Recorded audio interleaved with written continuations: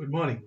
And this is something new that I come here with, and let's see how you enjoy the process. This is a lecture on how you can make Google Forms for students and how evaluation can be made more modern, more ICT friendly, more technical, and more exciting.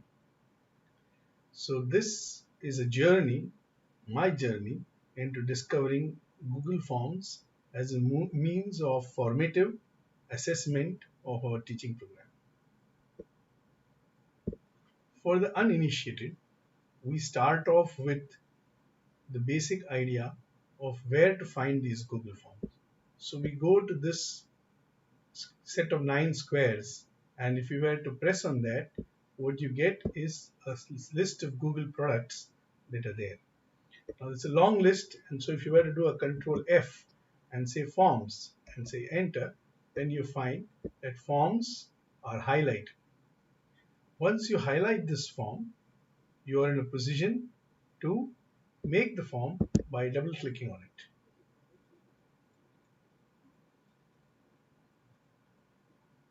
So you have two choices out of one is a professional one and one is a personal one. So we'll go in for the personal one.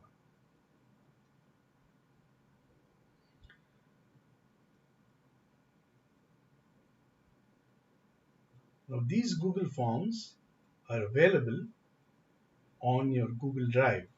So you can just click for a blank or start a new form in order to get what you want.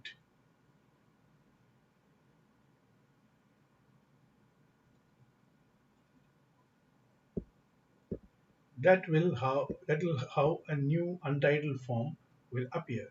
You can click here and create a title for the form. So it could be Department of Conservative Dentistry, and you could have sections in it, or you could call it as Department of Conservative Dentistry, the year, the batch, the date. These details can be filled in into this title. Now when you go to this particular area, this is known as the settings, and if you click on the settings, you get what is known as the general settings. The general settings will say collect email addresses. In this case, the student or the participant would have to fill in his email ID, and that can be traced to the student, and we can give the student marks depending on who has answered the question. So this becomes a compulsory field in the beginning of the question paper. You could put it limit to one response, in which case the student can answer only once, and if he wishes to attempt the question again completely, he will have to get it sent by you again to him. Likewise, you have edit after submit. Person can go through it. We normally would disable this, or sets where see summary charts and response. The student can see how his peers have answered once he has finished his test. Then we go into what is known as the presentation. When we go to presentation, you have the progress of show progress bar. So it would show you from section to section as to how much of that particular uh, test has been completed, whether you finished 30%, 50%, and so on and so forth. Likewise, you can shuffle questions. This is a very important feature whereby you can ensure that different people get the questions in a different order. This will prevent people from copying from each other. Likewise, you can have a confirmation message sent. So if you wish to confirm the message, you could confirm a message for the person as soon as he receives, as we find that we have received an answer. So normally I press this shuffle the question order, and we also talk about a confirmation message like your response has been recorded can be put. This is the most critical part of the assignment. So you have to click this and say make this a quiz. When you make it a quiz, you can feed in answers and you can make the computer correct your paper for you. This is especially important in objective type questions, which means there is an instant answer which the student receives on how he has performed. You could release the grades immediately, especially when it is a purely objective paper, or you could choose to wait for a manual review because at times the computer is unable to make out for mistakes that can arise out of spelling mistakes or changed order of the words. In such a case, it is important for you to manually review it either after you release the results or before you release the results, depending on what your policy is going to be. We can evolve this policy by discussing with each other. It will also tell them the missed questions, correct questions, and the point values. So this becomes an important aspect of how we can generate questions. Now we will look into one paper that I have set with some general questions for demonstration purposes. Before we go and examine that paper, let us look at some features. There is a plus here which says add a question. So you could add another question, so you can decide how many questions you would like to have in your question paper. This would say import questions. So if these questions are already fed into the Word format, it can be straight imported back into this particular format. Personally, I find that it's easier setting questions directly on Google Forms than to set it on a Microsoft Word document. However, if you already have a ready paper and you would like to import those questions into the Google form, then this could perhaps do it. I have not checked out the feature in all its forms. I have tried for very basic importing of a Word document MCQs, but you could identify if other types of questions can be imported with equal ease. Now, beyond that, you could add a title description. So in which case, there's a title which is added and you can name the question. So it could be short answer questions, MCQ. So you could set our question number one. So you could set a particular description for that. You could also have what is known as a section. So you could have a title to the question. You could have a section. So if you could have oral medicine part is one section. Oral radiology is another section.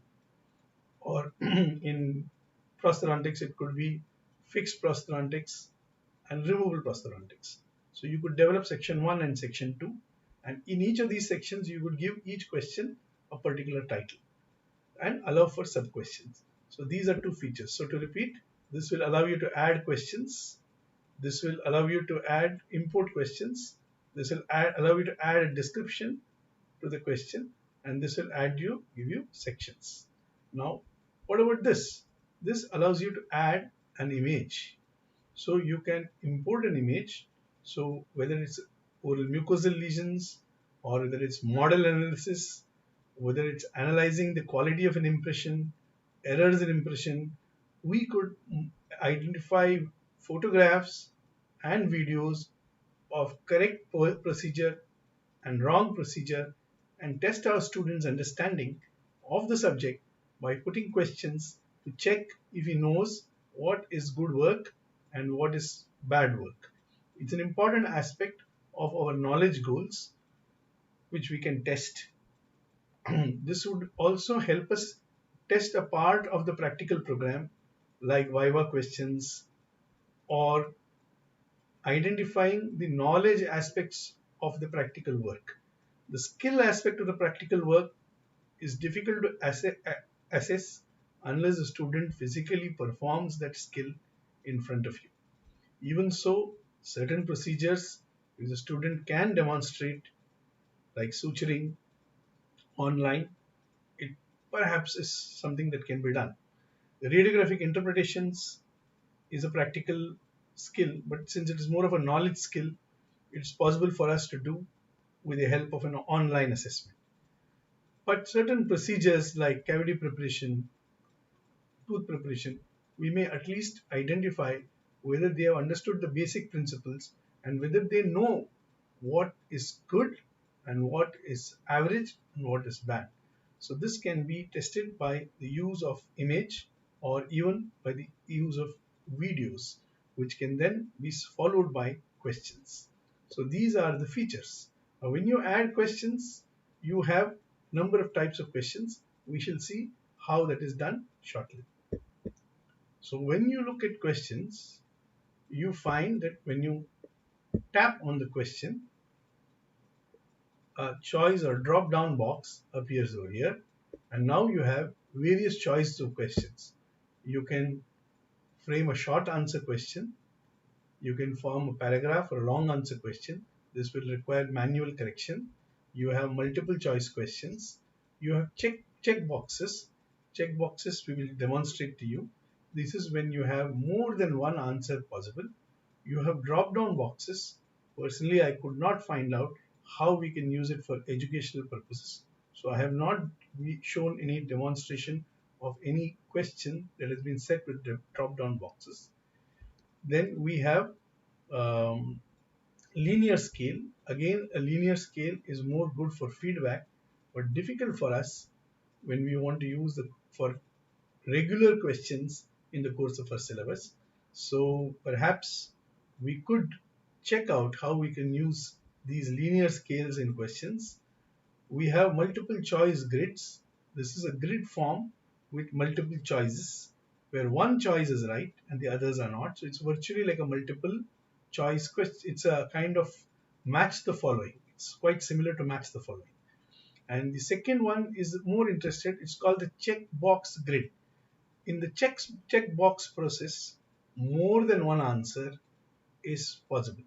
So it's not that a particular item may be true for in more than one part of the column. So you have a row, and we shall demonstrate that to you.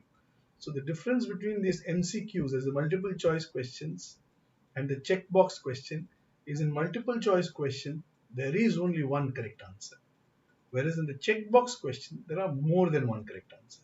Likewise, the difference between a multiple choice grid and a checkbox grid, as is in a multiple choice grid there is only one correct answer, whereas in checkbox grid there is more than one correct answer. How is this possible? We shall demonstrate to you with the help of a question paper. This is a question paper that I have developed or set purely for demonstration purposes. I have purposely chosen questions from subjects other than oral medicine in order to demonstrate how these questions can be used and to get people a kind of familiarity with it, because sometimes pure oral medicine questions becomes difficult for us to relate directly to. However, obviously there has been more of oral medicine questions because of the fact that I'm from that particular specialty. So here in this question, this was my first question. So there has been an inappropriate use of what we can call as the checkbox grid. So in this checkbox grid, we find that we are only given two choices of true or false. You could have multiple choices, as will be seen subsequently in the subsequent section, and you have questions here. And so the question then appears like this. So in this case, of course, you can trick true and sorry. You can, when you are answering the question, you can check true or false both. Okay, which is not possible in a multiple choice question. So in this case, you will have to choose true or false, but ideally in the checkbox grid, you can choose both. So this is a bad example, but it was my first one. So the next question is a simple multiple choice question. Now you can see that these come with the answer key. So in this answer key, you could have the answer, you could give the number of points, and you could give the feedback as to why you are defending the answer. So it becomes a method of the student to learn the process. This becomes an example of a short answer question. Here we have made the question as specific. When I experimented with this particular system, I realized that the more specific your answer is, the better it is. So I have written the answer in both the orders 0.12% and 2%, and 2% and 0.12%.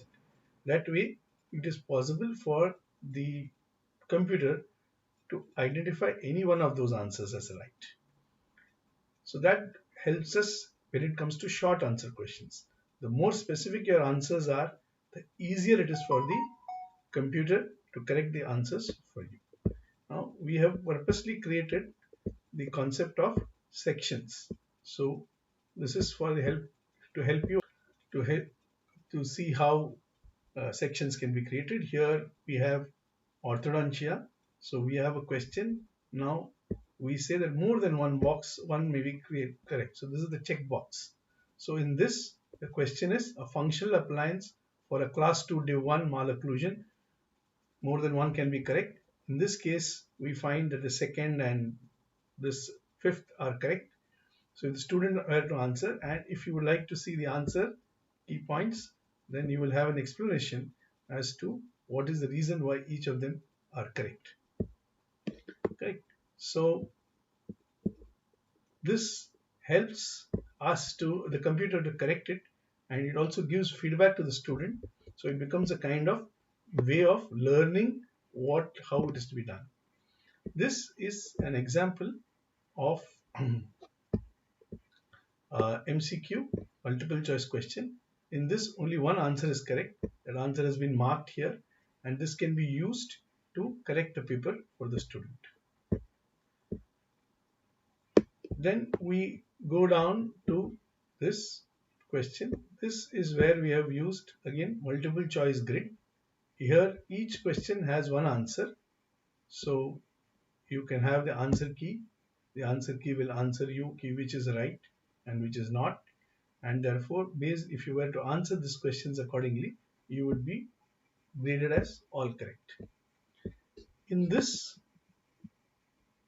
is a checkbox grid. Here there can be more than one correct answer for each of these. So I think I have not set the key for this. So we could demonstrate how the answer key is done. So you can check that intensifying screens reduces patient exposure and reduces sharpness because there's something called screen unsharpness that is introduced. Grids increase patient exposure and improves the sharpness because scattered radiation is reduced. Filtration reduces patient exposure but does not have any effect on sharpness. And collimation reduces patient exposure and improves sharpness. So that is the correct answer. Of course, I have not written the explanation for it. But now we have to put the answer for you have to also give marks for this. So if you were to give marks for it, you can say that you were to give say 1 mark for each of these questions, then the total of the marks would be more. So you could give maybe 2 marks for this question. So you say 2 marks for getting this right and say done. So now this question paper becomes of 25 marks. So that automatically this gets changed from 20, which it was earlier, to 25. So now one of the mistakes that I made has inadvertently helped us to demonstrate live how these questions are set. And finally, you could insert a picture along with arrow marks. So this is good for histopathology, where a specific question can be asked. Here, of course, the question has got repeated below. So we have asked the same question, sorry. So it can be used for both histology as well as clinical slides, where with the help of paint or some such software, we can insert an arrow mark so that the student is asked a specific question of a particular region and we can see his clinical reasoning, and depending on how intelligently we question him, we are in a position to assess certain aspects of his understanding of the subject and formative assessment. So that was a kind of overview of how we could use Google Form for evaluation. Now we will see how we get results. But before we get results, let us see how we can send the form. So we go to send the form. But 1 minute. before we do that, let me okay, we'll send the form first. So you send the form. So you say, all right, I would like to send it to Dr. Sreenivasan.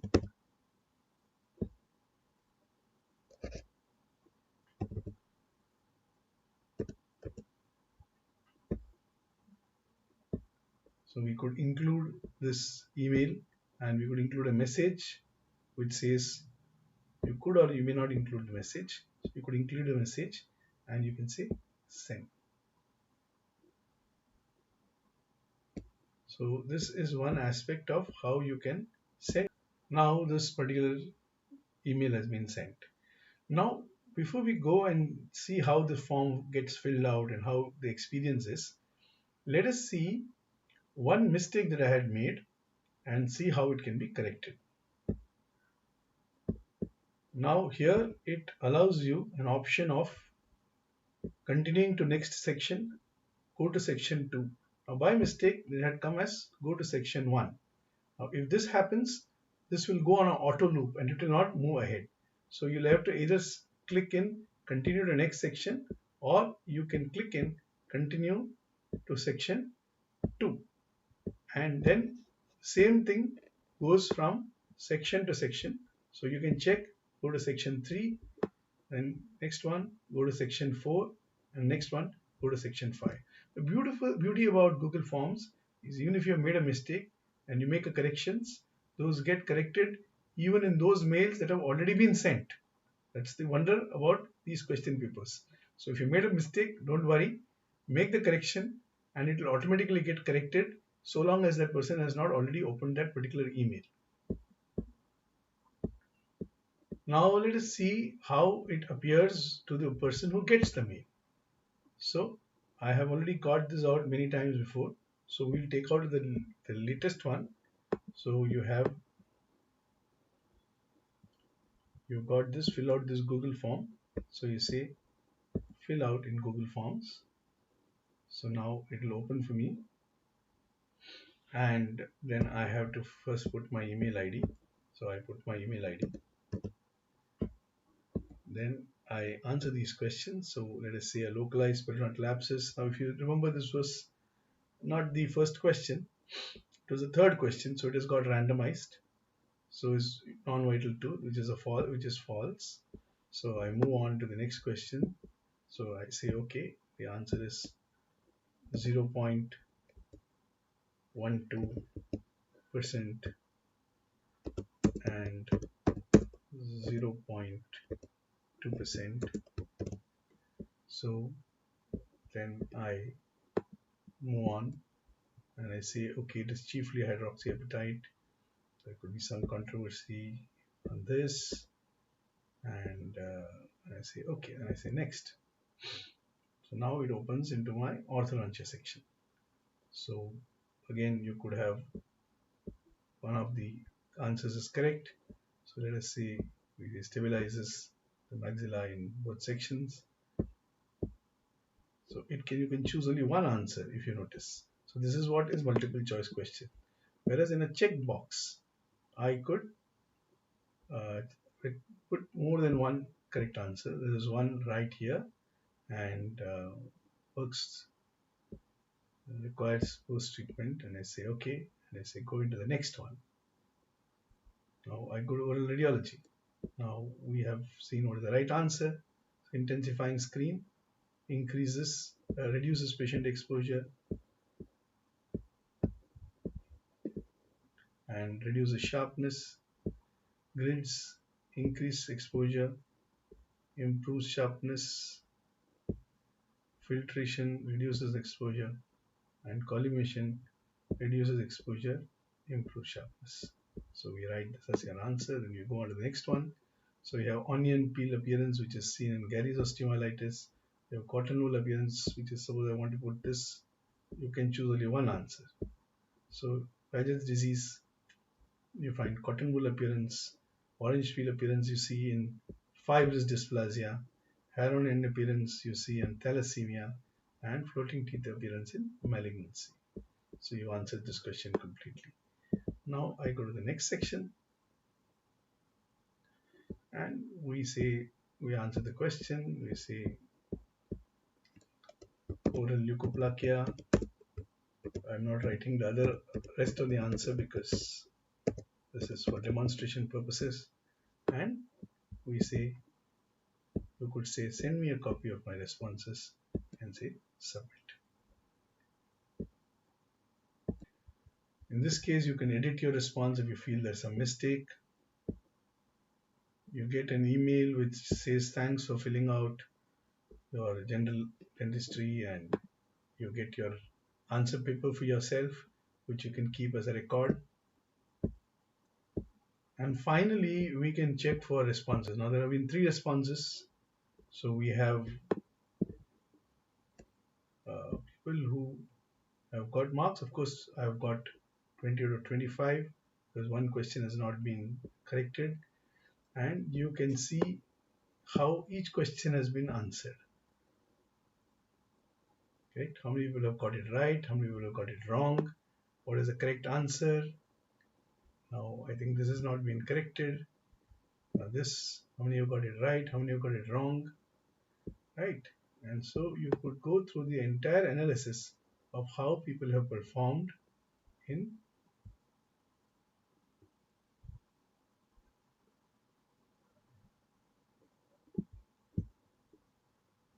So that was in brief how it analyzes. Now in this, again, this is a summary, but you could go question wise. So you go to question number 1.